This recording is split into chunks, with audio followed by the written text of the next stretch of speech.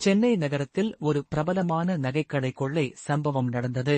Police அதிகாரி அரவிந்த் அந்த வழக்கை விசாரிக்க வேண்டியது.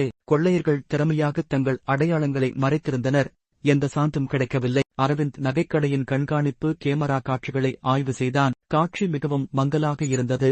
ஆனால் ஒரு சிறிய வெள்ளை புள்ளி கொள்ளையர்களின் கைகளில் தெரிந்தது. அடுத்த நாள் அரவிந்த் சந்தையில் ஒரு வியாபாரியை சந்தித்தான். அவன் கையில் அதே வெள்ளை புள்ளி கொண்ட கையுறை இருந்தது. இது எப்படி வந்தது என அவனே கேட்டான். வியாபாரி பயந்து கூறினான், ஒரு பழைய வீடு அருகே இரவில் யாரோ இந்த கையுறையை தொலைத்துவிட்டனர். அரவிந்த் உடனே அந்த இடத்தை நோக்கி விரைந்தான். அங்கு ஒரு பூட்டப்பட்ட அறையை கண்டான். பூட்டை உடைத்தபோது கொள்ளை செல்வங்கள் அங்கு அடைக்கப்பட்டிருந்தன. கொள்ளையர்கள் மறைந்து போயிருந்தனர்.